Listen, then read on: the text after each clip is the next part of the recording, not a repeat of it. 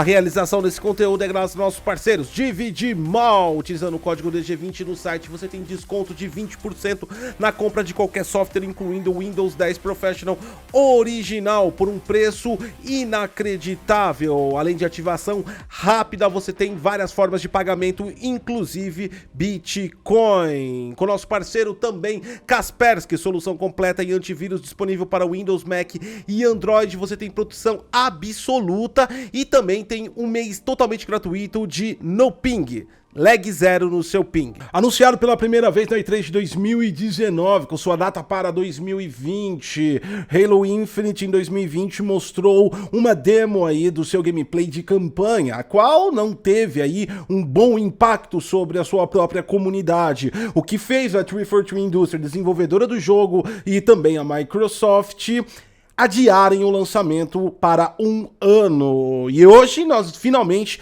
veremos aí o que há de novidades em Halo Infinite, o qual foi a melhor em relação à campanha. É importante dizer que já foi colocada à disponibilidade, muita gente pôde testar, até mesmo um beta do multiplayer, mas a campanha tinha sido trancada a 7 chaves até então. Halo Infinite agora vai ter a aprovação de seu público. Quais foram as melhoras significativas? Ainda existem alguns problemas?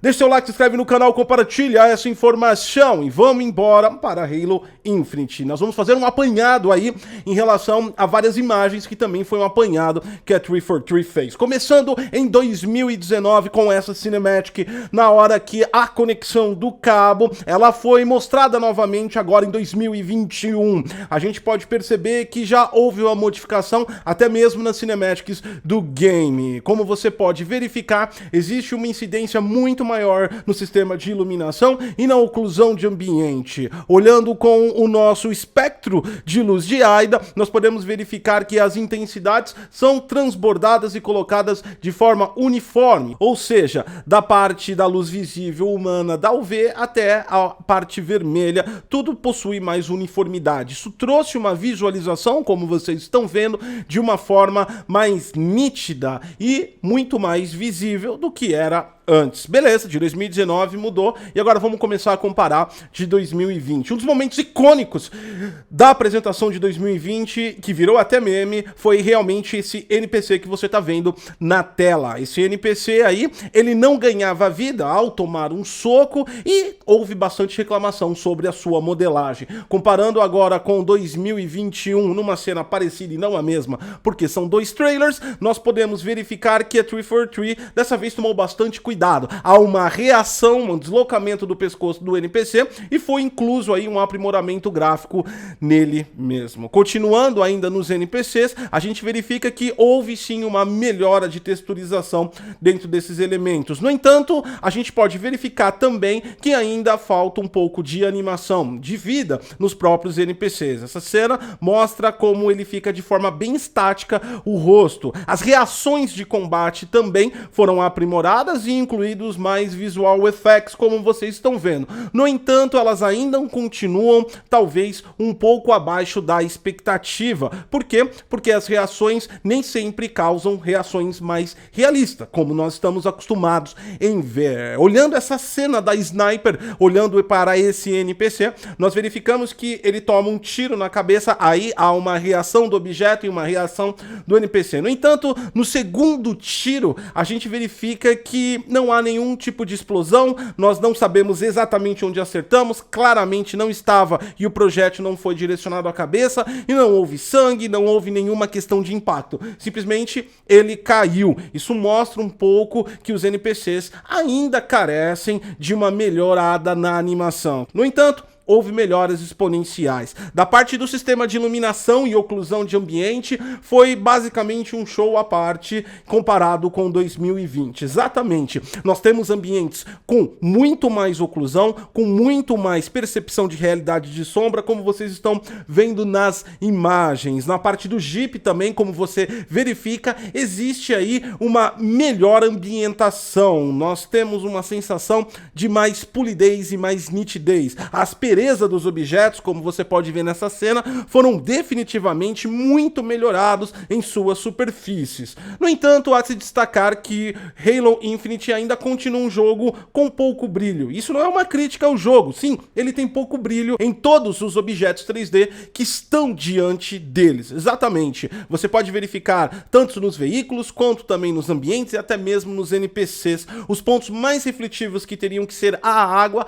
acabam ainda tendo bastante aspereza e não tem uma refletividade tão nítida que em muitos jogos acabam oferecendo. Falando do ambiente, existem dois pontos aí interessantes de falar do ambiente. O primeiro é que o ambiente externo do jogo, ele é consolidado com poucos objetos 3D. Não há muito uma ambientação. É claro, é óbvio, é lógico, nós estamos verificando exclusivamente cenas de um trailer e não a exposição inteira de um jogo que promete ser bem grande na parte da sua campanha. Isso não se resume a cenas, mas é o que nós temos hoje e ela não mostra uma atmosfera vívida dentro da presença das cenas. Nós não temos movimentações de atmosfera de vento nas árvores e as atmosferas locais são bem baixas, bem poucas e bem limitadas também. No entanto, como vocês viram, houve melhora significativa. A questão da iluminação acaba sendo um ponto interessante que a Aida nos mostrou uma forma diferente que a 343 escolheu para colocar à disposição a sua iluminação. Isso está ligado também nas questões de aspereza e baixa refletividade do jogo. Exatamente. A gente verifica com a Aida através dessas imagens de cena, colocando nossos mapas térmicos e de espectro de luz, que a luz não se comporta de uma forma muito intensa na parte de baixo. A gente pode verificar no espectro de luz, onde nós temos a intensidade maior, que é o céu, é claro, é óbvio, lógico, representa o sol, como intensidade UV. No entanto, essa intensidade ela é pouco definida dentro do solo. Passando para outra imagem, que o sol está atrás desse objeto que está na cena, a gente verifica também uma menor dispersão de volumetria embaixo, nas áreas mais sólidas. E finalmente a imagem que realmente comprova que existe uma iluminação volumétrica de baixo nível nas cenas abaixo do jogo, ou seja, como se houvesse uma camada de pós-processamento que a 343 disponibilizou para diminuir essa intensidade de luz e controlar ela. Nessa cena aí, que você tá vendo, o sol tá de frente com a gente, mesmo assim nós não temos uma refração e nós não temos também uma posição dos raios UV batendo diretamente sobre as questões de iluminação. Isso traz um comportamento que transforma a imagem que você vê de uma forma um tanto quanto artificial, digamos assim, não tão realista como iluminações volumétricas de mais intensidade. No entanto, também pode ser uma justificativa para a questão até mesmo da performance do jogo. Se você voltar para o nosso gráfico de AIDA agora, você pode perceber na linha lá embaixo, onde nós temos os gráficos de intensidade de cada padrão, que eles são extremamente pouco modificáveis. Então houve aí um trabalho em cima da iluminação, seja para performance, seja para controle, mas há um trabalho de iluminação. O que ele é bem diferente das zonas internas, que se apresentam com uma refletividade maior e acabam tendo maior realidade mesmo com a iluminação estática. Verificando essa cena aí interna, a gente verifica que sim, nós temos aí a proporção da fonte de luz se dissipando por todo o ambiente, claramente mostrando o que foi mostrado realmente no trailer. As zonas internas acabam tendo uma beleza maior e maior riqueza de detalhes do que as zonas internas do jogo. Qual é a motivação que a 343 teve para fazer isso diferente nos dois lados? A gente não sabe, mas que você pode ver, sim, é factual. A iluminação interna, ela tem um grau de realidade um pouco superior do que a iluminação externa.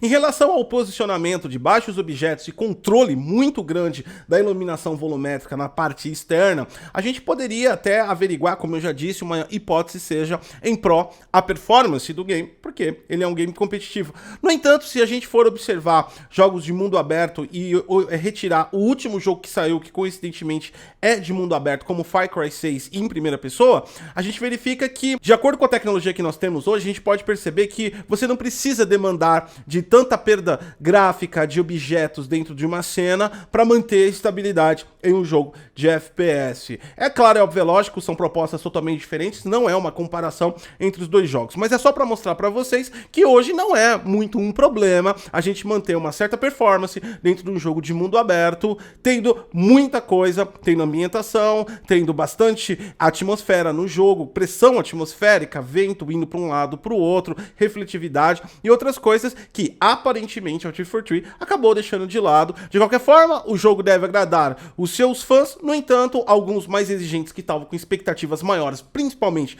das questões gráficas, não devem se empolgar tanto nesse momento. Claramente, a 343 aposta na sua capacidade de narrativa de Halo Infinite e também de mecânica de jogabilidade que pode prender o player e acabou sacrificando algumas coisas em relação ao visual. Se essa mecânica e se esse enredo consegue prender sua atenção, a gente descobre dia 8 de dezembro, é um jogo disponibilizado aqui no Brasil agora, através do xCloud, do PC e também do Xbox no Game Pass no Day One. E é claro, a gente vai fazer aí uma análise completa e verificar e contrastar se esses pontos e quais foram as justificativas realmente que levaram de uma decisão A, de uma decisão B, dentro da atmosfera do jogo, da sua ambientação, se isso foi positivo, se isso foi negativo. E positivo e negativo é o like que você vai deixar agora aqui no canal, deixa sua inscrição, compartilha esse vídeo. Eu sou Gotcose e até a próxima.